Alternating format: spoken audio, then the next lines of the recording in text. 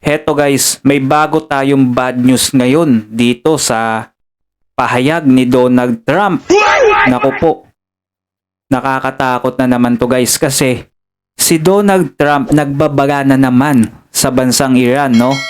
Napasasabugin niya ang pinakamalaking gas deposit sa buong mundo. Buong mundo guys. Kung hindi titigil ang bansang Iran na atakihin ang bansang Qatar. So eto guys, panoodin natin yung latest news ngayon sa tensyon dyan sa Middle East. Nakakatakot to guys, pagagana ng pagaga yung digmaan dun. At eto na naman, may bagong banta na naman si Donald Trump dito sa bansang Iran. Buong mundo at hindi na mapipigilan to kapag talagang ginawa ng bansang Iran na umatake sa Qatar. Baka magkagulo ng mga tao dahil sa taas ng presyo ng bilihin at etong baka magtataas na naman ang langis at kung ang gas natin ay magtataas din, ako po.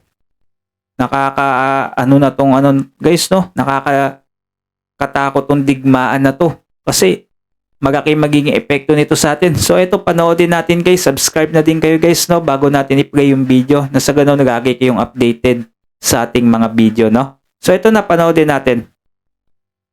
Nagbabala si US President Donald Trump napasasabugin ang pinakamalaking natural gas deposit sa buong mundo na pinaghahatian ng Iran at Qatar.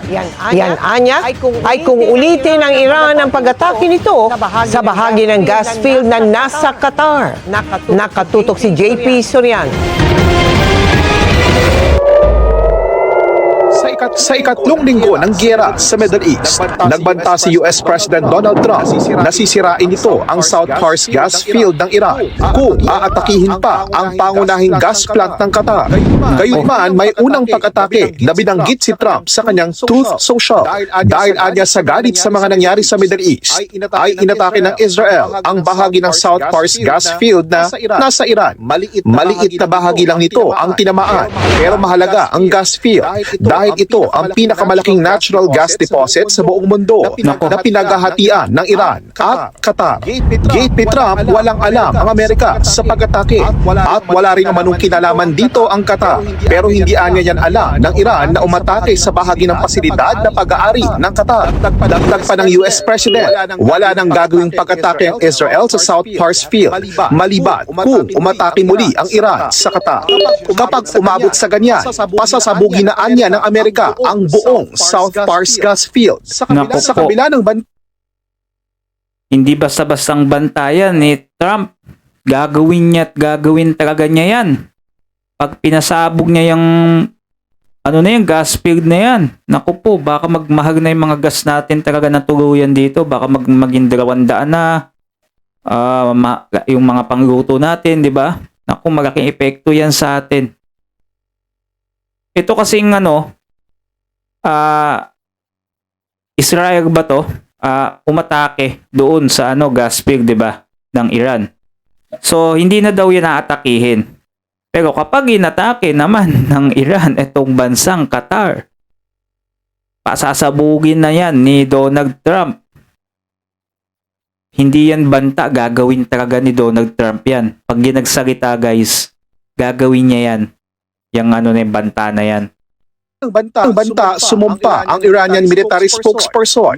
Nagaganti sila sa mga responsable sa pag-atake sa kanilang energy infrastructure.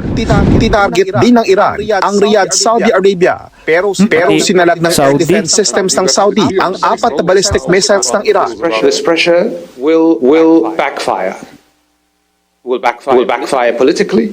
Will backfire, I believe, morally. And certainly, as we have stated quite clearly, we have reserved the right to take military actions if deemed necessary. Sa ngayon, mas pinipili pa rin daw ng Saudi Arabia ang diplomasya.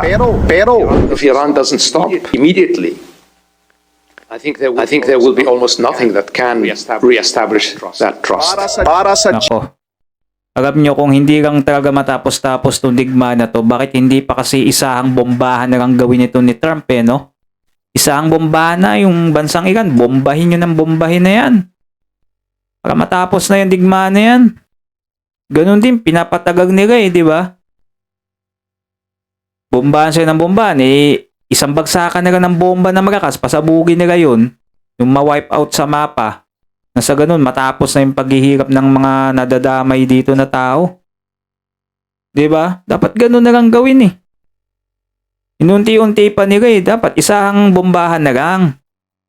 Para matapos na. Kasi kung ganito paunti-unti, may panibagong bomba na naman gagawin sila. Panibagong kawawa yung mga tao, lalo na yung mga OFW dun sa bansang na naiipit sa digmaan.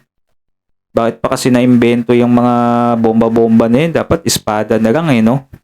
Espada tsaka kutsilyo kagaya nung sinaunang panahon. Tapos kabayo, 'di ba? Kasi ganoon, matagal pa sila bago makapag hindi masyado damage sa mga gamit. Ngayon kasi high-tech na.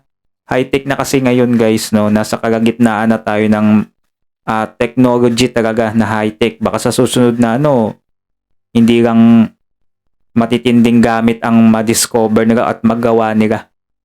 Talagang nakakatakot na talaga, Mas mabuti na lang, hindi na magkadigmaan. Sa ganun, payapa yung ating bansa, yung mga iba't ibang bansa, tahimik.